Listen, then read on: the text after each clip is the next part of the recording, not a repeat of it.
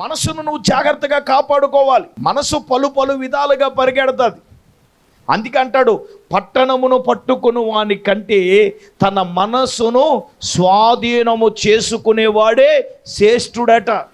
ఏం స్వాధీనంలో ఉండాలి? మనసు స్వాధీనంలో ఉంటే అన్ని స్వాధీనంలో ఉంటాయి. కొంతమంది మనుషులు ఇలాగే ఉంటారు. ఒకసారి ఇలాగే పాస్టర్ గారు వాక్యం చెప్తున్నాడట. అది చిన్న పాకలాగా ఉందన్నమాట మందిరంలో. ఒక ఆవిడ పైకి చూస్తుందంట, పైకి చూస్తానే ఉందంట. పాస్టర్ గారు చాలా సీరియస్గా వాక్యం చెప్తూ ఉంటే, పాస్టర్ గారు అమ్మ పైకి చూస్తుందేనమ్మా, నువ్వు చెప్పింది అంత పడుతుందమ్మా, నీకు అర్థమవుతుందా అంటే, అయ్యగారు అంతా పట్టింది కానీ తోకుండిపోయింది అన్నదంట. ఇప్పుడు పైకి ఈవిడ ఏం చూస్తుంది? ఎలక లోపల దూరుతుంది, అది చూస్తుంది అనమాట. అమ్మ అంతు పడుతుందా అని ఆయన అన్నాడంట వాక్యంలో. అయ్యగారు అంతా పట్టింది కానీ తోక పట్టలేదు అన్నదంట.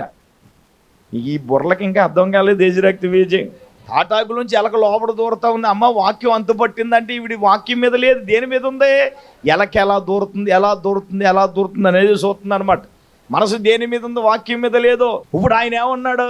ఎరా వాక్యం అంతు పడుతుందంటే అయ్యగారు అంత పట్టింది కానీ తోకట్లేదు అంటున్నాయి. ఈయనకి మతి లేదు. ఏంటి తోకేంటే పిల్ల అంటే, అవునండి. ఇప్పుడు మనసు దేని మీద ఉంది? గుళ్ళోకి వచ్చింది కానీ మనసు దేని మీద ఉంది? సాతాను దేవుని వాక్యం మీద పెట్టనవదో. ఇలా చూస్తారు, అలా చూస్తారు, పైకి చూస్తారు, లేదా గోడకు అలా జారీ చేసి ఇలా చూస్తారు అనమాట. చూడండి ఇప్పుడు మనసుల్ని ఏం చేస్తున్నాడు? ఇప్పుడు మనం ఏ విషయంలో? చెడ్డ తలంపులు. సాతాను ఈ రోజు చెప్తున్నాను, చెడ్డ తలంపు ఏదైనా కానివ్వండి, నీతితో కూడా రాబడి రావాలి తప్ప అన్యాయంగా అర్ధరాత్రే ధనవంతుడు అయిపోవాలంట. ఈ స్థాయి ఈ ఆశీర్వాదం రావడానికి మనం ఎన్నో కష్టాలు పడ్డాం, ఎన్నో సంవత్సరాలు ఉంది కదండి. ఒక రోజులో అయిపోలేదుగా. ఎన్ని నిందలు పడ్డాం, ఎన్ని బాధలు పడ్డాం, ఎన్ని అవమానాలు పడ్డాం, ఎన్ని కష్టాలు పడ్డాం, ఎన్ని నిందలు పడ్డాం. నీ జీవితంలో నేనేమంటానంటే, మన స్థాయి పెరిగినా కానీ, మన స్థితి పెరిగినా కానీ, నీ మనసును నువ్వు చాలా జాగ్రత్తగా కాపాడుకోవాలి. మన మనసు దేవుని మీద ఏం చేయాలి? ఆనుకోవాలి కదా. దేవుడు చెప్పే మాట అదే. సాతానుడు ఎన్నో చేయొచ్చు, కానీ మీరందరూ చాలా జాగ్రత్తగా మీ మనస్సులను మీరేం చేయాలి? చాలా జాగ్రత్తగా ఉంచుకోవాలి. మూడవదిగా నువ్వు ఏ విషయంలో జాగ్రత్తగా ఉండాలంటే, న్యాయాధిపతుల గ్రంథం 13వ అధ్యాయం దయచేసి 3-4 వచనాలు చదువుదాం. కాబట్టి నీవు జాగ్రత్తగా ఉండి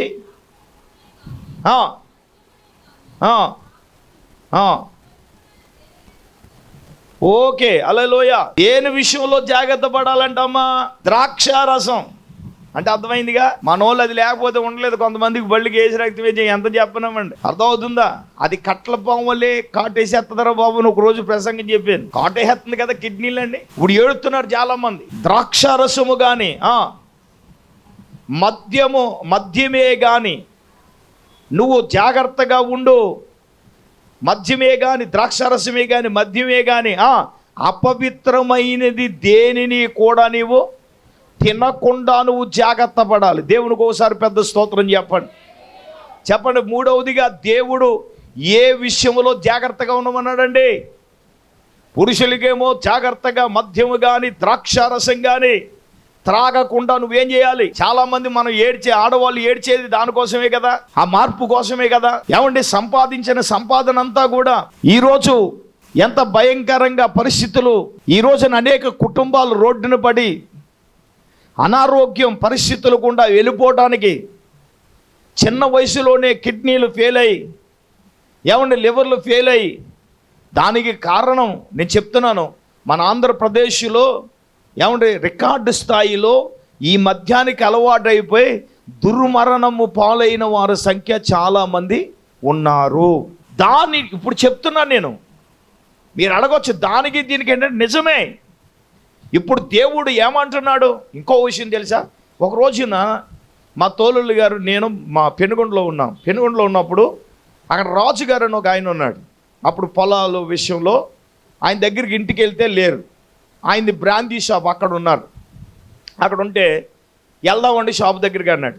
సరే నడని అన్న తర్వాత ఊరు బాబు ఊరే ఇక్కడికి వచ్చాం చిన్న, మరి మన మాంగారు తాగుపోతూ ఎవరైనా చూశారనుకో, పులిగడ్డ తాతరా గారు వాళ్ళిద్దరు కూడా వీళ్ళు కూడా ఇప్పుడు నేర్చుకున్నారని అంటారు. నువ్వు ఎందుకు ఇక్కడ తీసుకొచ్చావంటే ఎవడనుకుంటాడంటే రండి అని అన్నాడు. తీరా లోపలికి వెళ్ళామన్నమాట. లోపలికి వెళ్ళిన తర్వాత పెద్ద మందు సీసా మీద ఏముందో తెలుసా? మద్యము సేవించుట ఆరోగ్యానికి హానికరమని తెలుగులో పెద్ద అక్షరాలు రాసింది. నేను అదే ఫస్ట్ టైం. ఎందుకంటే మనకి చిన్నప్పటి నుంచి అసలు అటువంటి లోకమాలిన్యం అంటే ఏంటో నాకు తెలియదు కదా, చూడటం కూడా నాకు తెలియదు. పెద్ద సీసా మీద అలాగుంటే నాకు ఆశ్చర్యం వేసింది అనమాట. అది తాగటం ఆరోగ్యానికి హానికరం.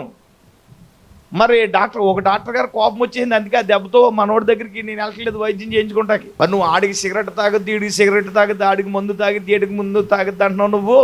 నువ్వు సిగరెట్ లేకపోతే పని అవ్వదు, మందు సాయంకాలం 3 ఔన్సులు అయిపోతే పని అవ్వదు అని అన్నందుకు నా మీద తరులు లేచిపోయాడు అంతే. అదే లాస్ట్ ఆడి దగ్గరికి వెళ్ళటం ఏజ్ రక్త వేజే. మనకు తప్పేముంది? దేవుడు తాగొద్దు అన్నప్పుడు ఆరోగ్యానికి హానికరం అని చెప్పాడు.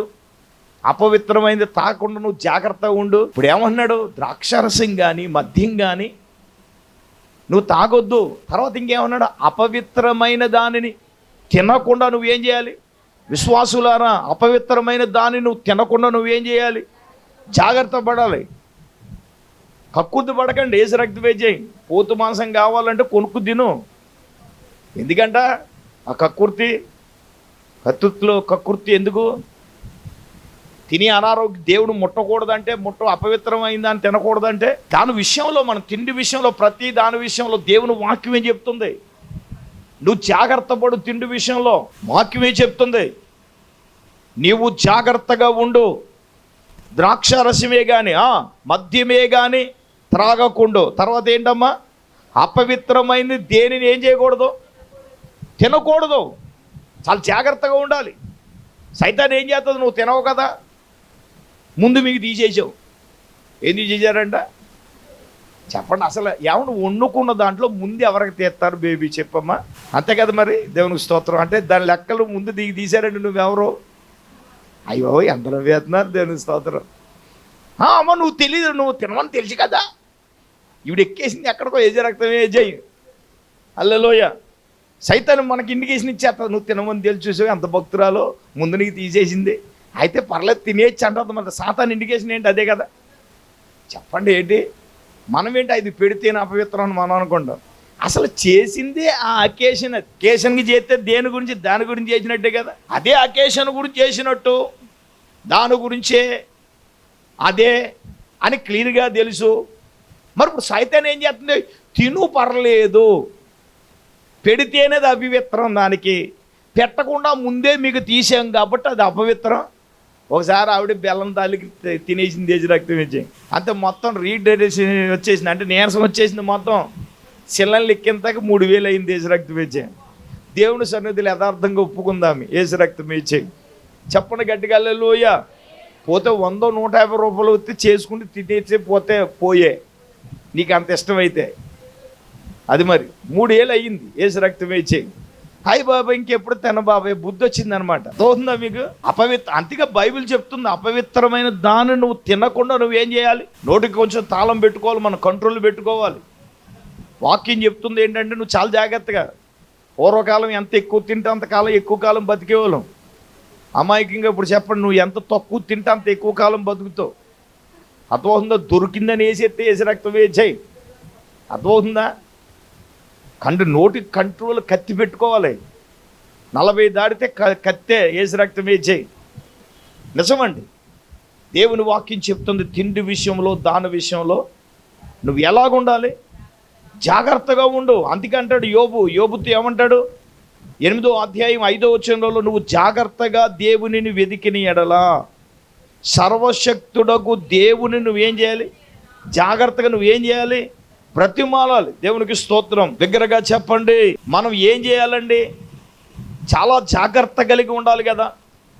ఏ విషయంలో జాగ్రత్త కలిగి ఉండాలి మనం అనంటే వాక్యం చెప్తా ఉంది. మద్యం విషయంలో కానీ ద్రాక్షారసం విషయంలో, తర్వాత అపవిత్రమైనది తినకుండా నువ్వేం చేయాలి? జాగ్రత్తగా చూసుకోవాలి. అందుకే దేవుని బిడ్డలారా మనలను మనమే చాలా జాగ్రత్తగా ఉండాలి. తర్వాత మన వాక్యం ఏం చెప్తుందంటే మత్తయి సువార్త 10వ అధ్యాయం దయచేసి 17వ వచనం. మనుష్యులను గూర్చి మీరు జాగ్రత్త పడండి, మీరు మిమ్మును మహాసభకు అప్పగించి తమ సమాజ మందిరములలో మిమ్మల్ని ఏం చేస్తారు? అమ్మ, చాలా జాగ్రత్తగా మీరు గమనించవలసిన విషయం ఏమనగా, మనుషుల విషయములో మీరేం చేయాలి? జాగ్రత్తగా ఉండండి. ఎవరి విషయంలో? మనుషుల విషయంలో మనం చాలా జాగ్రత్తగా ఉండాలి. మనుషులను నమ్మి మనం ఏమవుతున్నాం? మోసపోతున్నాం. పాస్టర్లు నమ్మి మోసపోయాను నేను. మనుషుల విషయంలో మనం ఏం చేయాలి? మనం ఏమనుకుంటాం? హృదయంలో భారం చెప్తే పోద్ది అనుకుంటాం. చేసిన పాపం చెప్తే పోద్దు, దేవుని స్తోత్రం, పోతుందని నువ్వు దానికి చెప్తావు. అది ఊరంతా కాలుతుంది నీ గురించి చేసి రక్త విజయ్. చూడండి, అప్పటి వరకు నీకే తెలుసు. నువ్వేం చేస్తావు? నువ్వు దానికి చెప్పడం వలన అంటించేస్తుంది దేశ రక్త విజయ్. అందుకే తెనాల రామకృష్ణ గారు ఒక రాజుగారికి తెనాల రామకృష్ణకు ఒక మాట వచ్చింది. ఆయన అన్నాడంట, ఆడదాని నోట్లో ఆవగింజ దాగదానంటే ఊరుకోవే, వాళ్ళ ఆడవాళ్ళంటే చాలా గౌరవం రాజుగారికి. తెలంగాణ రామకృష్ణ గారు చూడండి నిరూపిస్తానని చెప్పాడు. రాత్రి వెళ్ళాడు, వెళ్ళి మధ్యరాత్రి వాళ్ళు మంచి మూమెంట్ ఉన్నప్పుడు వాళ్ళ ఆవిడకి చెప్పాడు, ఏమే నేను మాట చెప్తాను, నువ్వు ఎవరికి చెప్పకన్నాడు. ఏమనంటే, రాజుగారు తుమ్మారు, తాటాకు ముక్క కడింది అన్నాడు. లెగిసిన వెంటనే పక్కన సైన్యాధిపతి గారు వాళ్ళ ఆవిడికి చెప్పేసింది, ఏమే మా ఆయన ఓ మాట చెప్పాడు, నువ్వు ఎవరికి చెప్పకో, రాజుగారు తుమ్మారు, తాటాకు ముక్క ఎంత ముక్క పడిందని చెప్తే సైన్యాధిపతి, ప్రధానమంత్రి మొత్తం రాజ్యం అంతా లేదు, రాజుగారు తుమ్మారంటే తాటాకు ఆడిందంట, రాజుగారు తుమ్మారంటే తాటాకు పట్టదంట, రాజుగారు తుమ్మారంట ఎవరు అని చెప్పేటప్పటికి సైన్యాధిపతి నుంచి ప్రధానమంత్రి తిరిగి ఎవరు తెనాల రామకృష్ణ భార్య దగ్గరికి వచ్చేది. ఎవడన్నాడంటే, రాత్రి మా ఆయన అన్నాడు అన్నదంట. తెనాల రామకృష్ణ రాత్రి మా ఆయన చెప్పాడు, రాజుగారు తుమ్మారు, తాటాకు ముక్క కాస్త చివరికి వెళ్ళేటప్పటికి ఏమైంది? ఈ విషయం రాజుగారి దగ్గరకు వచ్చింది.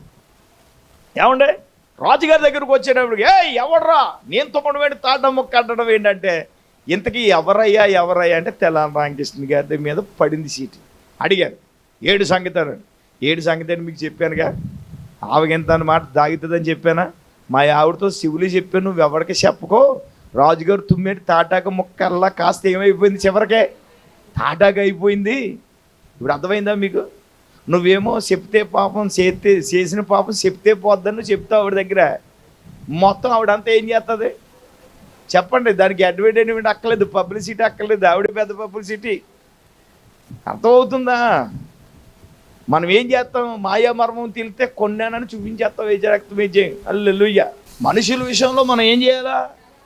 వాక్యం చెప్తుంది, నేను మహాసభకు అప్పగింతారంట, నేనేం దగ్గర కొట్టిస్తారంట, రక్తం వేజేయం, కొడాలతో కొట్టిస్తారంట. ఏ రూపంలో? నీ మొగుడు రూపంలో, నీ కొడుకు రూపంలో, రెండు రూపంలో చెప్పి ఏం చేస్తారు? ఒకసారి ఒక విలేజ్లో ఒక ఆదివారం గుడికి వెళ్ళేటప్పుడు ఆదివారం పనులు డబ్బులు ఎక్కువ ఇస్తానన్నారని ఏం చేశాడంటే, ఒక తోట అప్పు ఏం చేసిందంటే గుడి ఎగ్గొట్టేసి పనికి వెళ్ళిపోయింది. అడిగింది ఇవ్వండి, నేను పని కాదు, నాకు దేవుడే ముఖ్యం, నాకు పని లేదు ఏమీ లేదు, నా దేవుడు ముఖ్యం అని ఈవిడి మందిరానికి వెళ్ళిపోయి పని చేస్తే, ఈవిడ పైకి వెళ్ళి తన తోటుకాల కూడా రాలేదని మనసులు ఎట్టేసుకుని పనికి వెళ్ళిపోయి డబ్బులు పెందలకాడి వచ్చేసిన తర్వాత, వాళ్ళ బావగారు వచ్చిన తర్వాత ఆడేమో వచ్చేటప్పుడు 3 వేసుకుని వస్తాడు. ఏంటి 3 అంశాలు వేసుకుని వచ్చేటప్పుడు ఆడు ఊగిపోతే, ఏదేమి అక్క ఏది అంటే, అక్క అండి నా కూడా రాలేదండి, నేనేమో పనికి వెళ్ళానండి, అక్కేమో గుడికి వెళ్ళిపోయిందండి అని చెప్పేస్తే వాళ్ళ బావకి ఎక్కించేసింది. బావగారు ఇవాళ అక్క పని ఎగ్గొట్టి గుడికి పని ఎగ్గొట్టేసి గుడికి వెళ్ళిందండి, నేను పనికి వెళ్ళాను, ఇదిగో చూడండి 500 కాయంతం అనేటప్పుడు ఆడు తాగుబోతుడికి 500 ఎలా కనపడుతుంది, అయ్యో మా ఆవిడ వెళ్తే బాగుండు కదా అని చెప్పేసి వచ్చిన తర్వాత ఎప్పుడు వస్తాడండి, గుడి నుంచి పాపం వచ్చింది పిచ్చి పిల్ల, వచ్చి ఇంక తెగ బాధేసాడు రక్త వేజేయి. ఎవడు మాటినేసి మాట్లాడరేమండే రక్త వేజేయి. ఇప్పుడు ఆడంటాడు 500 పాటలు ఇస్తాడు, దేవుడు ఇస్తాడు అన్నాడు, రక్త వేజేయి. చెంతకాయ పడుకుంటే ఈవిడేం మాట్లాడలేదు, నాకు ఒక రోజు ఉందన్నట్టుగా ఈవిడ మాట్లాడలేదు, దేవునికి స్తోత్రం, నాకు ఒక రోజు ఉందన్నట్టుగా. ఇప్పుడు ఏం చెప్పాడు, కొట్టేసిందే లేదా? ఆడు కొట్టడానికి కారణం ఈవిడే పేరేపితగలదు కదా, లేదా ఆడు శుభ్రంగా వచ్చి తానం చేసి భోజనం చేసి పడుకుంటున్నాడు అమాయకుడు, ఆడికి ఏం తెలుస్తుంది? చూడండి, మరి మనుషులను గురించి జాగ్రత్తగా ఉండమంటే ఇదే. మరి ఏం జరిగిందంటే, ఇలా జరిగిన తర్వాత దెబ్బలు తినేసింది, మౌనంగా ఉంది. ఎందుల కోసం? 500 కోసం. మరుసటి రోజు పొద్దున్నే లేచిందనమాట, మళ్ళీ ఇడికి బెడ్ కాఫీ కావాలి, రక్తం వేజేయి. రాత్రి తన్నేసేటికి సిగ్గి సీవనెత్తలేదు, బెడ్ కాఫీ పెట్టమంటున్నాడు. మరి పెట్టించిన తర్వాత కుర్తాగినట్టు తెగేస్తున్నాడు. ఈవిడ మాత్రం సీరియస్గా ఉంది. ఈ లోపల వాళ్ళ తమ్ముడు బండి మీద దిగాడు. తమ్ముడు చూడగానే ముఖం మాడిపోయింది ఈవిడికి, అంటే వెలిగిపోయింది. దేవునికి స్తోత్రం. ఆ మార్పును గమనించినప్పుడు ఏం జరుగుతుందని చూస్తాడు. ఇంతకీ ఏం జరుగుతుందంటే ఈయన కొట్టేసిన సంగతాలు తమ్ముడు గారికి చెప్తుందేమో అని ఆడు చూస్తున్నాడు. ఇంతకీ ఈడేం చెప్పలేదు, నవ్వుతూ ఉంది. యారా ఎప్పుడు వచ్చావంటే, ఎప్పుడు వచ్చానక్క, వెళ్ళిపోతున్నానక్క, నేను చూసి వెళ్దామని చేత ప్రార్థన చేయించుకుందామని అని చెప్పేసిన తర్వాత ఆడు ప్రార్థన చేయించుకునే ముందు జోబులోంచి 500 కాగితాలు 10 కాగితాలు తీసాడు. అంటే ఎంత చెప్పండి? 5. ఈ మురుగుడ్లో డబ్బులంక చేతులంక, డబ్బులంక చేతులంక, డబ్బులంక చేతులంక చూస్తున్నాడు అనమాట. అంతే. వాళ్ళ తమ్ముడు ప్రార్థన చేసి పంపించేసింది, ఇంట్లోకి వెళ్ళింది. 9 కాగితాలు ఆవిడ పర్సలో పెట్టింది. 1 కాగితం పట్టుకొచ్చి ఎడితే ఆడంటాడు 10 కాగితాలు అంటున్నాడు. ఎవడో వాళ్ళ ఆయన అంటే ఏంటి, 5,000 ఇచ్చేయమని ఏసు రక్తం వేచేయి. అప్పుడు మొదలెట్టిన రాత్రి ఏమో ఆడు వంతు, ఇప్పుడేమో ఈవిడొంతు. యారా నువ్వు నన్ను కొట్టేస్తావా, చూసావా, చూడు నేను ప్రార్థనకి ఆ పని మానేసి నేను ప్రార్థనకి వెళ్ళాను కాబట్టి దేవుడు నాకు ఎంత ఇచ్చాడు? 5,000 ఇచ్చాడు. అది గుడి ఎగ్గొట్టి పనికి వెళ్ళింది, ఎంత ఇచ్చాడు దేవుడు? అంచేత తన్నులు తిన్నందుకు 9 కాగితాలు నాకు, 1 కాగితం నీకని, 1 కాగితాలకి. సంగమా దేవుని బిడ్డలారా, మనుషుల విషయంలో జాగ్రత్తగా ఉండాలి. వాళ్ళు మహాసభకు నిన్ను అప్పగింతారు, ఊరంతా నిన్ను అమ్మేస్తారు, అవసరమైతే కొట్టించేవాళ్ళు, చేసేవాళ్ళు, ఇబ్బందులు కలగజేసేవారు లేరా? మనుషుల విషయంలో మనం ఎలాగుండాలి? నువ్వేమో అమాయకురాలు, నాకులాగా హృదయంలో ఏదున్నా నువ్వు దాచుకొని వెంటనే పోగేయాలి, ఏజ్ రక్తం వేచేయి. కొన్నిట్లో కొన్ని మరుగు మార్మాలు ఉండాలి. ఎందుకో తెలిసే, జాగ్రత్త పడమని వాక్యం చెప్తా ఉంది, ఉండమని వాక్యం చెప్తుంది. తర్వాత యేసయ్య అన్నారు అదే 16వ అధ్యాయం 6వ వచనంలో అన్నారు, అప్పుడు యేసు చూచుకొనండి, పరిచయులు సద్దూకయ్యులు అని పులుపిండు వారిని గురించి నువ్వేం చేయాలి? అలాగే 11వ వచనం కూడా చదవండి అమ్మా.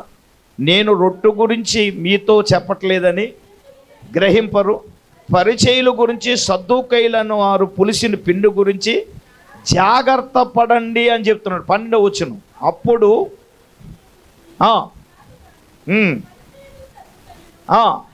అనువారు బోధన గురించి జాగ్రత్త పడమన్నాడు. అమ్మ, ఇంతకీ 3 వాక్యాలు 3 వేరియేషన్స్ చదువుకున్నాం. పరిచయులు సద్దూకయ్యులైన వారిని గురించి మీరు జాగ్రత్త పడండి అన్నాడు. సద్దూకయ్యులు వీళ్ళ గురించి జాగ్రత్త పడమని ప్రభు చెప్పాడు.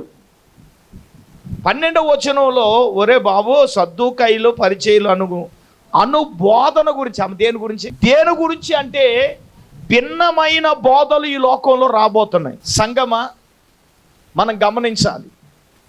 ఒకడంటాడు ఆదివారమే ఆరాధన కరెక్ట్ అని ఒకడంటాడు. ఒకడేమంటాడంటే విశ్రాంతి దినము శనివారమే ఆరాధన అని ఒకడంటాడు. అర్థమవుతుందా?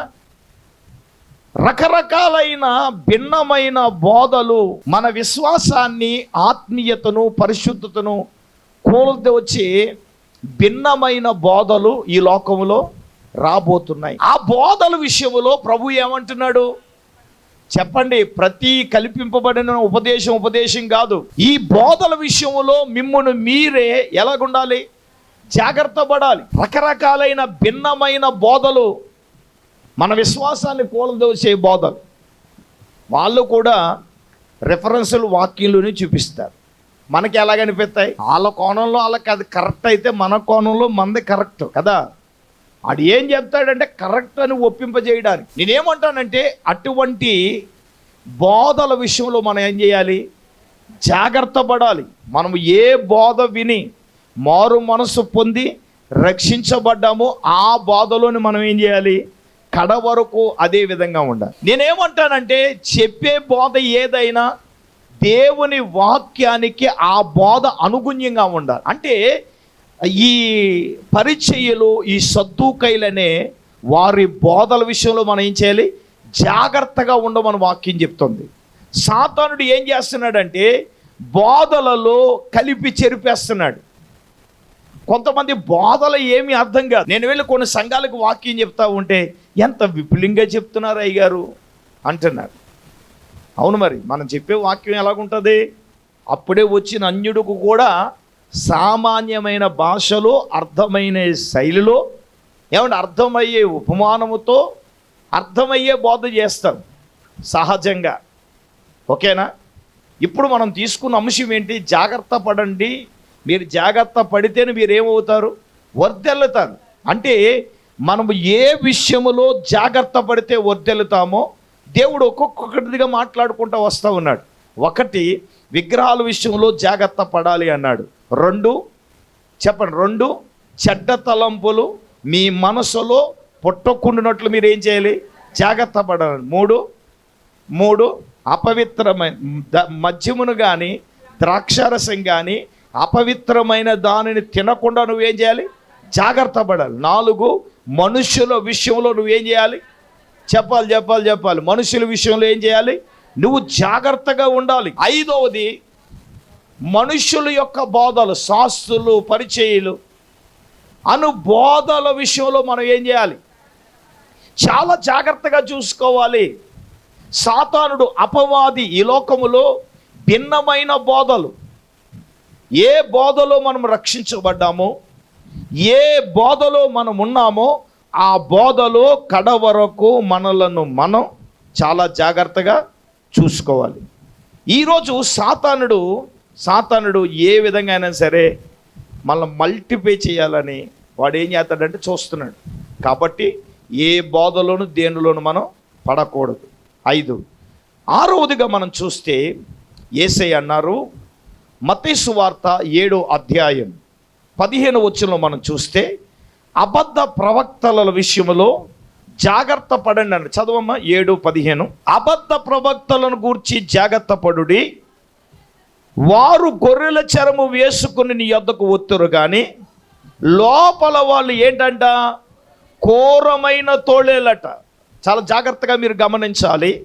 6వదిగా దేవుడు ఏ విషయంలో జాగ్రత్త పడమన్నాడు తెలుసా? అబద్ధ ప్రవక్తలు. ఈ లోకంలో ఏమండి, అబద్ధమైన ప్రవచనాలు, అబద్ధాలు చెప్పే ప్రవక్తలు, వారు గొర్రె చర్మం వేసుకునంట మీ ఎద్దుకొత్త. లోపల ఏంటండి? వారు స్వభావం ఘోరమైన తోడేలు. వాళ్ళు చెప్పకపోయినా, దేవుడు చెప్పకపోయినా చెప్పేము అన్నట్లుగా. నేను ఒక మాట చెప్తాను. కొంతమంది అంటారు, అమ్మగారు పొద్దున్న లేస్తే ప్రభువు మిమ్మల్ని నాకు చూపించాడమ్మా అని చెప్పాడు అనుకోండి. నేనేమంటానంటే, ఆయనకి చూపించిన దేవుడు కూడా ఆయన వస్తాడని మీకు చూపించాలి. మరి అదే మరి శారీపతి నదోరాలకి ఏమండి గమనించండి, ఏలియా గారికి చూపించాడు శారీపతిని. శారీపతికి కూడా ఏలియా గారిని దేవుడు చూపించాడు. దేవునికి స్తోత్రం. అలాగంటే మీరేమన్నా మీకు చూపించిన దేవుడు నాకు చూపించలేదని చీకొట్టాలి. అది ఏజ్ రక్తమేజే. ఒక ఆవిడ పొద్దున ఫోన్ చేసింది, ఏమండి ఒక ఆయన వచ్చాడండి, ఇంకెంతండి కష్టంలో ఉన్నానండి, 50,000 ఇచ్చేసానండి. నేనన్నాను, ఎందుకు ఇచ్చేసావు అన్నాను. దేవునికి స్తోత్రం. ఏమన్నా బాబు, ముందు చేయబోదులని 10,000 తీసుకున్నాడండి. 10,000 తీసుకుని నేను అడగకుండానే ఇచ్చేసాడు. నేను అవును, నీ 50,000 కట్టాడు. మీరు అమాయకంగా 1,000 రూపాయలు ఇచ్చారు, అన్ని ఇచ్చేసాడు అనుకో, 5,000 ఇస్తాం, అన్ని ఇచ్చేస్తాడు. దేవునికి స్తోత్రం. ఆడిచ్చేసాడని అప్పుడు ఒక్కసారి 50,000 60,000 అడుగుతాడు. దేవునికి స్తోత్రం. ఇప్పుడు ఆవిడ అలాగిచ్చింది. ఎన్ని నెలలు అయినా సరే అడిగినా సరే ఏమి ఇవ్వట్లేదు అంట. మరి నేను అంటాను, నీకు చెప్పిన దేవుడు ఆయనకి చెప్పాలి, ఆయనకి చెప్పిన దేవుడు నీకేం చెప్పాలి. దేవుడు అంటాడు, ఏదైనా సరే ఆయన ప్రత్యక్షపరచబడకుండా, ఆయన చేసేదాన్ని బయలుపరచకుండా ఏది కూడా చేయడట. నీకు బయలుపరచాలి, నాకు బయలుపరచాలి. నీకు చెప్పాలి దేవుడు, నాకు చెప్పాలి. అర్థమవుతుందా? దేవుడు నాకు చెప్పాడు, నువ్వు నన్ను పూర్తి చేస్తే కుదరదు. నాకు కూడా చెప్తేనే నేను చేస్తాను. అర్థమవుతుందా? నీకు చెప్పిన దేవుడు నాకు చెప్పాలి, నాకు చెప్పిన దేవుడు నీకు చెప్పాలి. అదే బైబిల్లో చెప్పిన కాంటెక్స్ట్. అబద్ధ ప్రవక్త అలా కాదు, దేవుడు చెప్పకపోయినా ఎల్లో మీ ఇల్లే చూపించాడు. అవును, మరి పొద్దున్న నువ్వు ఆ ఇడ్లీ వెజ్ రక్తం ఏం టిఫిను పెసరట్టు ఉప్మా అని చెప్తావు. దేవునికి స్తోత్రం. ఆడి పెట్టే వరకు కదలగా. దేవునికి స్తోత్రం. నవ్వుతారు, చెప్పలేదు, నిజమే. కొంతమంది ఉంటారు అబద్ధ ప్రవక్తల విషయంలో జాగ్రత్తగా ఉంది. చివరిది, మన ప్రవర్తన జాగ్రత్తగా చూసుకోవాలి. ప్రసంగి గ్రంథం 5వ అధ్యాయం 1వ వచనం. నీవు నీ దేవుని మందిరానికి పోయినప్పుడు నీ ప్రవర్తన నువ్వు జాగ్రత్తగా చూసుకో. భక్తిహీనులు అర్పించినట్లుగా బలు అర్పించడం కంటే సమీపించి ఆలకించట చేస్తాము. వారు తెలియకయే చాలండి. దేవుని సంగమా, దేవుని బిడ్డలారా, నీవు చివరగా 7వదిగా నువ్వు ఏ విషయంలో జాగ్రత్తగా అంటే నీ ప్రవర్తన విషయంలో జాగ్రత్తగా ఉండాలి. ఇది చాలా ప్రాముఖ్యమైనది. నీ ప్రవర్తన విషయంలో నువ్వు ఎలాగ ఉండాలి? జాగ్రత్తగా ఉండాలి. ఇప్పుడు దేవుడు దావీదు ద్వారా సొలొమోనుతో నువ్వు జాగ్రత్త పడు, ప్రవర్తన విషయంలో జాగ్రత్త పడాలి, అబద్ధ ప్రవక్తల విషయంలో జాగ్రత్త పడాలి, ఏమండి అబద్ధ బోధల విషయంలో జాగ్రత్త పడాలి, మనుషుల విషయంలో జాగ్రత్త పడాలి, అపవిత్రమైనది తినకుండా అపవిత్రమైనది తాగకుండా జాగ్రత్త పడాలి, చెడ్డ తలంపులు పుట్టకుండా నువ్వు మనసులో జాగ్రత్త పడాలి, విగ్రహాలు వాటి జోలికి వెళ్ళకున్నట్లు చేసుకోకున్నట్లు నువ్వేం చేయాలి? జాగ్రత్త పడాలి. కింద నుంచి వచ్చాను నేను. నీ మనసులో ఇవి 7 చాలా ఉండొచ్చు, కానీ ప్రాముఖ్యంగా 7 విషయాలు. ఈ విషయాల్లో నువ్వు జాగ్రత్త పడమన్నాడు దేవుడు. ఎందుకో తెలుసా? నువ్వు జాగ్రత్త పడితేనే నువ్వు వృద్ధి చెందుతావు. ఆమేన్. అభివృద్ధి చెందుతావు. ఇప్పుడు ధ్యానైన సొలొమోనుకు దేవుడు ఏం చెప్తున్నాడంటే, బాబు నువ్వు ఈ విషయంలో జాగ్రత్త పడితేనే నువ్వు వృద్ధి పొందుతావు. కాబట్టి నీవు ఏం తెచ్చుకోమన్నాడు? ధైర్యము తెచ్చుకో. కాబట్టి దేవుని మాటలు నువ్వు దిగులు పడొద్దు, భయపడకో, నువ్వు దిగులు పడకో అని దేవుడు చెబుతున్నాడు కదా. నువ్వు జాగ్రత్త పడి నువ్వు వృద్ధి పొందుతావు. ధైర్యం తెచ్చుకొను, బలంగా ఉండు, భయపడకు, దిగులు పడకు. నేనేమంటానంటే మన జీవితాల్లో మనకు అభివృద్ధి కావాలి. నీ బిడ్డలు అభివృద్ధి చెందాలి, నీవు అభివృద్ధి చెందాలి, నీ కుటుంబం అభివృద్ధి చెందాలి. ఏంటి అభివృద్ధమైన కార్యాలు నీ జీవితంలో నువ్వు చూడాలి అనంటే ప్రభువే సూటిగా తేటగా స్పష్టంగా నీతో మాట్లాడగా నేను ముగిస్తూ ఉన్నాను. ఈరోజు ఆ విషయాల్లో మనం జాగ్రత్త పడి మనం వృద్ధి పొందుదాం, ధైర్యం తెచ్చుకుందాం, బలంగా ఉందాం, భయపడకుండా ఉందాం, దిగులు పడకుండా ఉందాం. దేవుడు నీ కుటుంబాన్ని వృద్ధి చేయునుగాక, నీ పిల్లలను వృద్ధి చేయునుగాక, నీ వ్యాపారాన్ని వృద్ధి చేయునుగాక, నీ వ్యవసాయాన్ని వృద్ధి చేయునుగాక, నిన్ను నీ పిల్లలను నీ కుటుంబాలను దేవుడు వృద్ధి పొందించునుగాక. అయితే మనం ఈ విషయాల్లో జాగ్రత్త పడి ఉందాం. ప్రార్థన చేసుకుందాం. పరిశుద్ధుడైన తండ్రి, దయగల ప్రభువా, నీకు వందనాలనైనా. నీ దాసులను సేవకులను అభిషేకించి ప్రభువా, ఇంతవరకు నీ వాక్యము ద్వారా మీరు మాతో మాట్లాడారు తండ్రి. ధైర్యం తెచ్చుకొని నువ్వు బలముగా ఉండుమని ప్రభువా నీకు స్తోత్రాలు. దిగులు పడకము, భయపడకమని ప్రభువా నువ్వు వర్ధిల్లాలంటే నాయనా నీకు స్తోత్రాలు ప్రభువా. 7 విషయాలు మీరు మాతో మాట్లాడారు నాయనా. ఏ విషయంలో మేము జాగ్రత్త కలిగి ఉండాలని నాయన, ఏ విషయంలో జాగ్రత్త కలిగి ఉండాలని సొలొమోనుతో మీరు మాట్లాడారు ప్రభువా. అయ్యా విగ్రహాల విషయంలో, విగ్రహారాధన విషయంలో ప్రభువా అయ్యా మేము జాగ్రత్త కలిగి ఉండాలని ప్రభువా, ఆ వాక్యాన్ని ప్రభువా మా హృదయాల్లో భద్రపరుచుకోవటానికి సహాయము దయచేయండి నాయనా. నీకు వందనాలు అయ్యా. విగ్రహాల విషయంలో మేము జాగ్రత్తగా ఉండాలి ప్రభువా, మనుషుల విషయంలో జాగ్రత్త కలిగి ఉండాలని ప్రభువా, ప్రవర్తన విషయంలో జాగ్రత్త కలిగి ఉండాలని ప్రభువా అయ్యా, మద్యము విషయంలో జాగ్రత్త కలిగి ఉండాలని ప్రభువా అయ్యా, అపవిత్రమైన తిండి విషయంలో జాగ్రత్త కలిగి ఉండాలని నాయనా. దేంట్లో మేము తప్పిపోయామో ప్రభువా అయ్యా నాయనా నీకు స్తోత్రాలు ప్రభువా. ఏ విషయంలో మేము జాగ్రత్త కలిగి ఉండాలో నాయనా, ఆ విషయాల్లో మేము జాగ్రత్త కలిగి ఉండటానికి సహాయం దయచేయండి నాయన. కూడి వచ్చిన బిడ్డలందరినీ జ్ఞాపకం చేసుకో ప్రభువా నీకు వందనాలు. విత్తబడి మాటలు నీరు కట్టి మా హృదయాల్లో ఫలింపజేసి సమస్త ఘనత, మహిమ, ప్రభావాలు మీరే పొందమని యేసయ్య పరిశుద్ధ నామములో ప్రార్థన చేసి అడిగి వేడుకొంచున్నాం మా పరమ తండ్రి. ఆమేన్. మన పరమ తండ్రి అయిన దేవుని ప్రేమ, మన ప్రభువును రక్షకుడిని యేసుక్రీస్తు ప్రభుల వారి యొక్క దివ్యమైన కృప, పరిశుద్ధాత్మ దేవుని యొక్క అన్యోన్య సహవాసం ప్రభు బిడ్డలారా ఇక్కడ కూడినలకు సదాకాలం తోడైనను గాక. ఆమేన్, ఆమేన్.